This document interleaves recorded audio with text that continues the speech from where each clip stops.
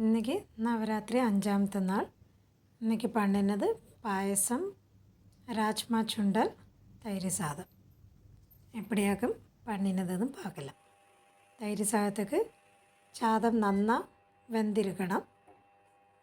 നന്നാ വെന്ത ചാദത്തിൽ അവളോട് தேவைக்கேற்ற ഉപ്പും ചിന്ന പൊടിயாக നറുക്കുന്ന ഇഞ്ചിയും പച്ചമുളകും ചേർത്ത് அந்த சாதம் ചൂടോടെ ഇരിക്കുമ്പോൾ തന്നെ ആ പേപ്പ് വെച്ച് നന്നായിട്ട് അത് മശിച്ചെടുക്കണം. അപ്പോൾ നന്നായി മശിഞ്ചിരിക്കുക. അതൊന്ന് തണുത്തതിന് ശേഷം അതിൽ തൈരും, ഇപ്പോൾ ഉടനെ എടുക്കുന്നതാണ് തൈര് എടുക്കല. ഇപ്പം നേരത്തെയാക്കും പിശഞ്ച് വെക്കരുതെന്നുണ്ടെന്ന് കൊഞ്ചം പാലും കൂടെ ചേർത്ത് മിക്സ് ചെയ്ത് വെക്കല. അപ്പം அந்த പുളി തട്ടാതേക്ക് ഇരിക്കും. ഇതിപ്പോൾ ഞാൻ നേരത്തെ ചെയ്യറതുകൊണ്ട് പാലും കൂടെ വിടുറേൻ. എന്നിട്ട് വേണമെന്ന് ഇതുപോലെ ഒരു ബീറ്റർ വെച്ച് കട്ടയില്ലാതെ നന്നായി ഇളക്കിയെടുത്തിട്ടാൽ പോരും. അപ്പം നന്നായി ഉടഞ്ച് കിടക്കുകയും ചെയ്യും. അപ്പോൾ അവൾക്ക് എത്രയാക്കുമ്പോൾ അത് ലൂസായിരിക്കണം, അതനുസരിച്ച് തൈരും പാലും വിട്ടുപോകും. അപ്പം നല്ല കറക്റ്റ് പരുവത്തിലിരിക്കും. ഇനി അതിലൊരു താളിപ്പും കൂടെ ചേർക്കല. രണ്ട് രീതിയിൽ നമുക്ക് താളിപ്പ് ചേർക്കല.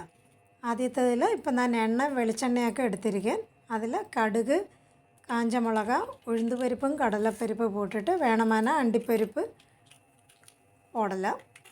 പിന്നെ കറിവേപ്പിലയും കായപ്പൊടിയും കൂടെ ലാസ്റ്റിൽ പോട്ട് ആദ്യത്തെ താളിപ്പ് അപ്പടി ചെയ്യല. ഉഴുന്നുപരിപ്പ്, കടലപ്പരിപ്പ്, അണ്ടിപ്പരിപ്പ് എല്ലാം അവളോടെ വിരുപ്പത്തിനനുസരിച്ച് കൂട്ടവോ കുറയ്ക്കുകയോ ചെയ്തോങ്കോ. ഇതിൽ ഞാൻ പോംഗ്രാനൈറ്റോ അല്ല ക്യാരറ്റ് തിരിവിനതോ ഒന്നും പോടരുതില്ല. വെറുതെ താളിപ്പ് മാത്രം താൻ ചേർത്തിരിക്കാൻ. തൈര് ചാദത്തിൽ അതും എല്ലാവരും ആഡ് ചെയ്യാറുണ്ട്. നൈവേദ്യത്തിൽ കാരണമുണ്ട് അതൊന്നും പോട്ടിട്ടില്ല. ഇപ്പം ഞാൻ കാണിக்கிறதுக்கு ഇത് കൊഞ്ചமாக ഇதை കാണിച്ചിരിക്കാൻ. ഇங்கே ഞാൻ കൂടുതലും ഇங்கே പിടിക്കുന്നത് ജീരകം വെച്ചിട്ടുള്ള താളിപ്പാക്കും. അപ്പടിയും നമുക്ക് താളിപ്പ് ചേർக்கலாம். അതിൽ ഞാനാണ് ജീരകവും കടലപ്പരിപ്പും തൈരുമുളകയാക്കും ഇപ്പോൾ താളിപ്പ് ചേർക്കരുത്. ഇതിപ്പം ആദ്യത്തെ താളിപ്പ് വെച്ചിട്ടുള്ളതാക്കും കാണിക്കാറ്. നല്ല ലൂസ് അയവ് കറക്റ്റായി ഇരിക്കണം. ரொம்ப தண்ணியாக இருந்ததுன்னா വെള്ളം വെളിയിൽ ഒഴുകിപ്പോവും. കൊഞ്ചം കട്ടിயாக ഇരുന്നിട്ടാൽ പോരും തൈരും ചാദം. നേരത്തെ പണ്ടുറാന പാല് കൂടുതൽ എടുത്തുങ്കോ. ഇത് ആദ്യത്തെ രീതിയിലുള്ള തൈരും ചാദം. രണ്ടാമത്തെ രീതി എന്നാണ് താളിപ്പ് എന്ന് ചൊല്ലുന്നത്. ഇതുപോലെ ജീരകവും കടലപ്പരിപ്പും തൈരുമുളകും കറിവേപ്പിലയും കായപ്പൊടിയുമാക്കും ചേർത്തിരിക്കും. இந்த താളിപ്പക്കാക്ക് ആത്തില പിടിക്കരുത്. അപ്പോൾ കൂടുതലും ഞാൻ இந்த രീതിയിൽ താൻ ചെയ്യരുത്. ഇനി അടുത്തത് രാജ്മ ഇല്ലാട്ടന്നെ കിഡ്നി ബീൻസ് വെച്ചിട്ടുള്ള ചുണ്ടൽ എപ്പടിയാക്കും പണറുത് പാക്കല. രാജ്മ ഓവർനൈറ്റ് സോക്ക് ചെയ്യരുത്. 6 മുതൽ 8 മണിക്കൂർ വരെ വെള്ളത്തിൽ സോക്ക് ചെയ്ത് അത് നന്നായി കുക്കറിൽ 5 മുതൽ 7 വിസിൽ വരെ വെച്ച് വേവിച്ചെടുത്ത് അത് വെള്ളത്തെ ഊറ്റിയെടുക്കരുത്. എന്നിട്ട് എണ്ണ ചൂടാക്കി അതിൽ കടുകും കാഞ്ചമുളകും നമ്മളോட പതിവ് താളിപ്പുകൾ ഞാൻ പോട്ടിരിക്കேன். ഉഴുന്ന് പരിപ്പ് പോടുறதான்னா இந்த പച്ചമുളകുക്ക് മുന്നാലെ പോട്ടുങ്കോ. ഞാൻ ഇതിൽ ലിസ്റ്റിൽ എഴുതിയിരിക്കാൻ പോട്ടിട്ടില്ല. പച്ചമുളകും കരിവേപ്പിലയും പോട്ട് അതൊന്ന് നന്നായി ചൂടായി വന്നതിന് ശേഷം കായപ്പൊടിയും പോട്ട് ഒരു 1/2 കപ്പ് തേങ്ങ ഞാൻ നന്നായി വറുത്തെടുക്കറേ. ഇപ്പം ലാസ്റ്റിൽ പച്ചയ്ക്ക് പോട്ടാൽ പൊരുന്നുണ്ടാകുന്ന അപ്പടി എടുത്തുങ്കോ. ഇപ്പടി പണിന അതൊക്കെ വേറൊരു ടേസ്റ്റ്. ഒന്ന് മൂത്ത് വരുമ്പം അതിൽ 1 ടീസ്പൂണും കൂടെ കാശ്മീരി ചില്ലി പൗഡറൊക്കെ എടുത്തിരിക്കാൻ അതും വെള്ളം കൂടെ പോട്ടിരിക്കാൻ. ഇപ്പോൾ 1 ടീസ്പൂണോ 2 ടീസ്പൂണോ വെള്ളം കൊഞ്ചം കൂടെ സ്വീറ്റായി ഇരിക്കണമെന്ന് വെള്ളത്തോടെ അളവ് കൂട്ടിയെങ്കും. വെള്ളം നന്നായി കരഞ്ച് വരുമ്പോൾ അത് നന്നായി പതഞ്ച് വരും. അത് കഴിഞ്ഞിട്ട് നമ്മൾ വേവിച്ച് ഊറ്റി വെച്ചിരിക്കുന്ന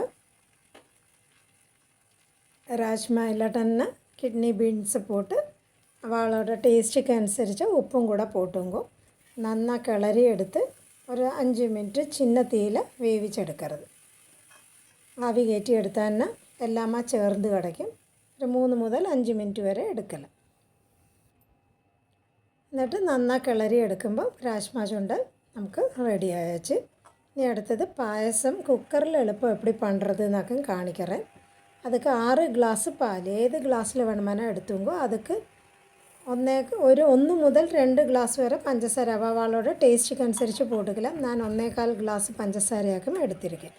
ഇതാ പഞ്ചസാര നന്നാ അലിഞ്ച് വറുത് വരെ ഒരാപ്പയെ വെച്ച് നന്നാ കിണ്ടിയിട്ട് 1/2 ഗ്ലാസ് അരിശി. ഇതിപ്പം സാധാരണ പച്ചരിശിയാക്കും എടുത്തിരിക്കരുത്. നന്നാ അലമ്പിയിട്ട് നല്ല ക്വാളിറ്റി പച്ചരിശി ഇല്ലാട്ട് തന്നെ ബാസ്മതി എടുക്കല.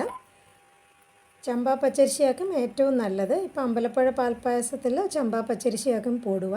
അത് കടച്ച് തന്നെ അതാ പോടുങ്കോ നന്നാ അരിശിയും പോട്ട് നന്നാ മിക്സ് ചെയ്തിട്ട് ഒരു തട്ടം വെച്ച് ആപ്പേ ഉള്ള വെച്ച് അടയ്ക്കണം. ഒരു ചിന്ന ഗ്യാപ്പ് പാത്രത്തിൽ വെച്ചിരിക്കണം. അപ്പം പൊങ്കി വരാതെ കുക്കറുക്കുള്ള വെള്ളവും എന്താ കുക്കറോടെ തട്ടവും വെച്ച് എന്താ പാത്രത്തെ ഇറക്കി വെച്ച് മീഡിയം ഫ്ലെയിമിൽ ഒരു വിസിൽ വന്നതിന് ശേഷം ഏറ്റവും ചിന്ന ഫ്ലെയിമിൽ ആക്കിയിട്ട് ഒരു 30-40 മിനിറ്റ് വരെ ചിന്ന തീയിൽ കുക്ക് ചെയ്യരുത്. എന്നിട്ട് ഫ്ലെയിം ഓഫ് ചെയ്ത് കഴിഞ്ഞിട്ട് പ്രഷർ റെഡ്യൂസ് ചെയ്യുമ്പോൾ സമയം ഇരിക്കാൻ അരമണിക്കൂർ കഴിഞ്ഞ് തുറങ്ങും. ധൃതിയാക്കുമ്പോൾ അപ്പം തന്നെ തുറന്ന് നന്നാ മിക്സ് ചെയ്തെടുത്തിട്ടാൽ പോരും. അപ്പോൾ വേണം എന്നുണ്ടെങ്കിൽ എന്താ പാത്രത്തെ വെച്ച് ഒരു 5 മിനിറ്റും കൂടെ ഗ്യാസിൽ വെച്ച് തിളപ്പിച്ചെടുക്കല. അത് ரொம்ப கொஞ்சம் വെള്ളമായി ഇരിക്കുന്നത്. ഇത് കൊഞ്ചം കഴിയുമ്പം ഒന്നും കൂടെ കുറി കിടക്കും. തണുക്കുമ്പം അരിശി ഇത്രയും വെള്ളമായി ഇരിക്കാതെ കൊഞ്ചം കൂടെ കട്ടിയാവും. ഇത് ചൂടോടെ ഇരിക്കുമ്പം കൊഞ്ചം ലൂസായിരുന്നാലും തണുക്കുമ്പം നല്ല കൊഞ്ചം കൂടെ കട്ടിയാ വരും. ഇത് നമുക്ക് പായസം റെഡി അയച്ച് നമുക്ക് ഇളക്കമൊക്കെ ഉണ്ടോ ഒന്നും വേണ്ട. കുക്കറിൽ എളുപ്പം പണിയെടുത്തുള്ള നല്ല പിങ്ക് കളറിൽ കണ്ടൻസ്ഡ് മിൽക്ക് ഒന്നും വിടാതൊക്കെ കിടക്കും. 5-ാമത്തെ ദിവസത്തെ നൈവേദ്യം പാൽപ്പായസം, രാജ്മ ചുണ്ടൽ, തൈര് സാദം. എല്ലാവർക്കും ഹാപ്പി നവരാത്രി.